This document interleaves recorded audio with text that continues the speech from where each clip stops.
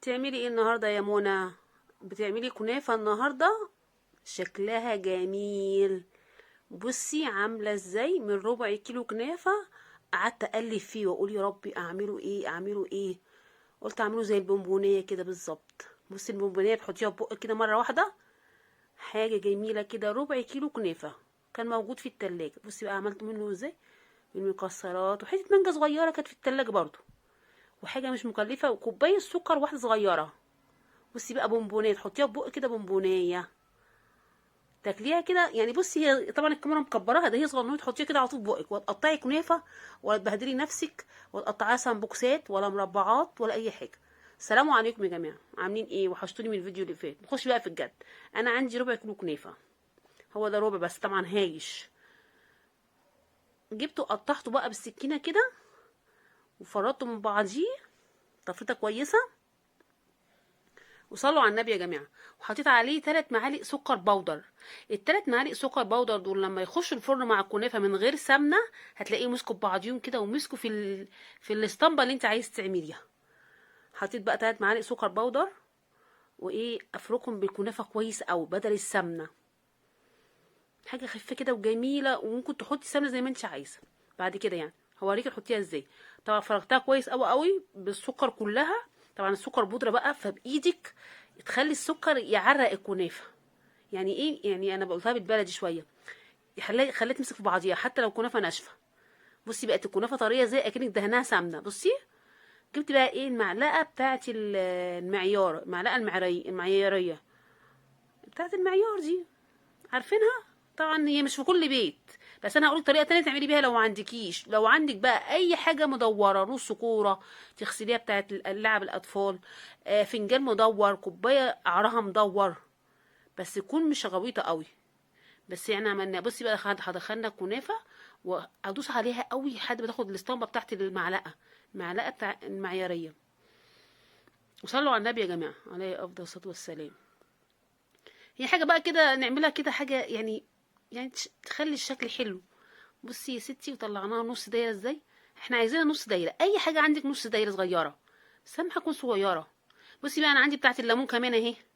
انت هتدوري في البيت هتلاقي اي حاجه، لو معلقه غويطه شويه بتاعت ايس كريم، لو في طقم معالق حاجه مدوره. بصي بقى اهي طلعت زيها بالظبط اهي. اي حاجه عندك اتصرفي فيها. خلصتها، خلصت الكميه كلها. هجيب بقى بصي كوبايه السكر قد ايه، حط عليها برضه كوبايه ميه، كوبايه صغيره اللي هي بتاعت الشاي. حطهم على النار دول بقى. انا خلاص كده عملتها وحطيتها 5 دقايق في الفرن، كنت مولعه الفرن عشان تمسك السكر، يمسك في كنافه. بص السكر مسك في كنافه ازاي، هتلاقي حرفها يعني، ما بص حرفها من هنا ماسك يعني احمر السنه. بصي بقى هجيب سمنه بسيطه زي ما انت عايزه في السمنه. سيحت 3 معالق سمنه كبار. بصي حتى قليله ازاي، عشان انا طبعا كده كده دخلتها الفرن السكر مسك فيها. خلصتها كده ودخلتها الفرن. خلصت بقى الشربات عمل اهو. واحطه في براد ستانلس كده واركنه على جنب، عشان بس ايه ما وسخش مواعين كتيره. واللي يوصل لحد هنا يا جماعه يعمل لي لايك للفيديو واشتراك للقناه، ما تنسوش. جبت بقى كوبايه لبن، احط عليها معلقتين دقيق. انا هعمل الصوص بتاعها، الصوص بتاعها المحلى. معلقه كوبايه دقيق ومعلقتين كوبايه دقيق، كوبايه لبن ومعلقتين دقيق ومعلقه سكر واحده. يعني طبعا هي كده كده هتبقى مسكره، بس عشان يبقى ال الجيلي بتاعها ما يبقاش ايه، ما يبقاش دلع قوي، يبقى حاجه كده في المظبوط. وادوبه كويس وارفعه على النار. عايزه بقى تدلعيها وتحطي حته قشطه دلعيها، بس انا كانت اخر كوبايه في اللبن والقشطه كانت فيها كلها. قلبتها بقى على النار لحد ما الدقيق طبعا استوى مع اللبن. ولو عايز حطي حته زبده حطي، بس طبعا عشان انا عاملاها بزبده فكفايه قوي كده عشان تبقى خفيفه. خلاص بقى كده اللي بصي لما يبقى عامله زي الجيلي بالظبط، شايفاها اهي، تستوي كويس قوي اروح منزلاها وهي سخنه.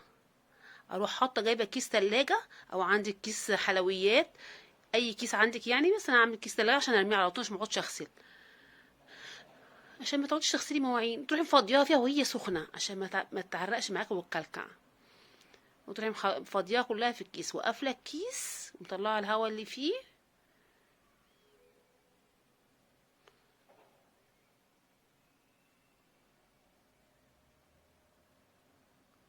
خلصت اهو وطلعت الهواء اللي فيه. بصي طريقه، بصي هي تحس ان فيها ما فيهاش خطوات والله، ما عملتها بثواني يعني، وحاجه شكلها جميل كده وشيك، وتقدميها كده لضيوفك يعني، حاجه جميله. طلعت من الفرن اهي، طبعا اللي هو المحمره او السكر، بس عشان ما احتاجش سمنه كتير. هتقليها بقى بالشربات اللي انا عملته، كل واحد كده نص معلقه، نقطه، على حسب ما انت عايزه، لان انت هي مسكره ومقرمشه. انا حتى مش عامله شربات كتير. بصي اهو، نقطه نقطه نقطه نقطه كده. دي طبعا هتحشيها، هتحطي لها الصوص المحلى، وهتحط لها مكسرات وكنافه. بصي نقطه بسيطه كده كده، هي مسكره عشان فيها سكر. اللي هو محروق ده شويه، ده السكر، مش محروق يعني ولا حاجه. بصي بقى هعدلها، بصي جميله ازاي، بصي شكلها تحفه جميل. وحاجه تحطيها في بقك كده ما تقطميش فيها، ده هي صغنوني بالظبط، صغنونه كده، حاجه مقطقطه.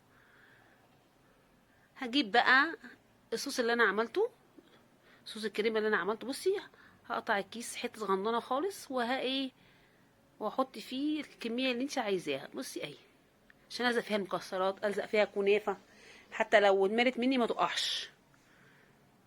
بصي هعملها بقى كلها.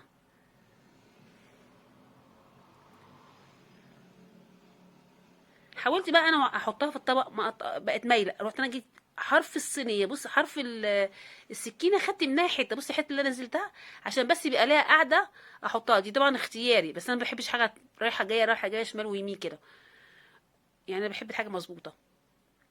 فانا ايه، جرحتها كده من تحت بس جرح بسيط. بصي اهي، حاجه بسيطه بس عشان تقعد في الطبق اللي انا هقدمها فيه، عشان انا عايزه اقدمها يبقى شكلها حلو. بصي انا طلعته حبه صغيرين خالص، وهلمهم، هزوق بيهم 3 4 من الموجوده، مش هرمي اي حاجه. بص شايفاهم، حطهم كده على 3 4 من الموجودين. كنافه اللي انا طلعتها من الدوريه بتاعتي، عشان بس ايه، يبقى ليها قاعده. شايفه اهي، حاططهم على وش الصوص الابيض بتاعي. ايه، حاجه تزويق من ضمن اللي انا هحط فيه مكسرات وهحط فيه مانجا.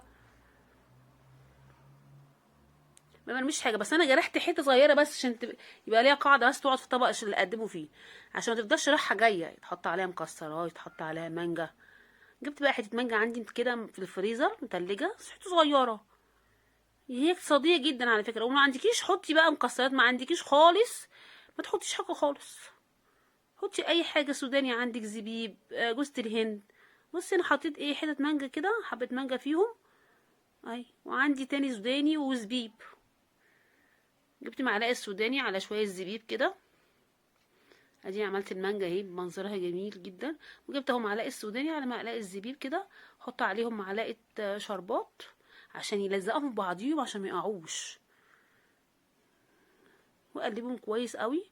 واجيب كل واحده كده واحط عليها ايه زي ما انا عايزه، الكميه اللي انا عايزاها. شايفاها اهي، الكميه اللي انا عايزاها، منظرها جميل جدا وحاجه جميله كده. طولت عليكم النهارده عشان انتوا كده كده وحشيني قوي قوي قوي.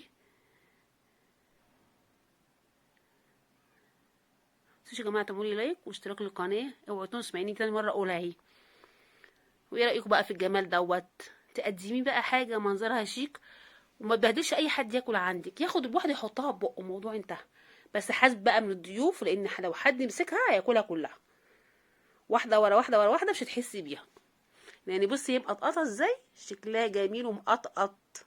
السلام عليكم ورحمه الله وبركاته، والقاكم ان شاء الله في فيديو جاي باذن الله على خير وسلامه، وتكونوا كلكم بخير كده ان شاء الله.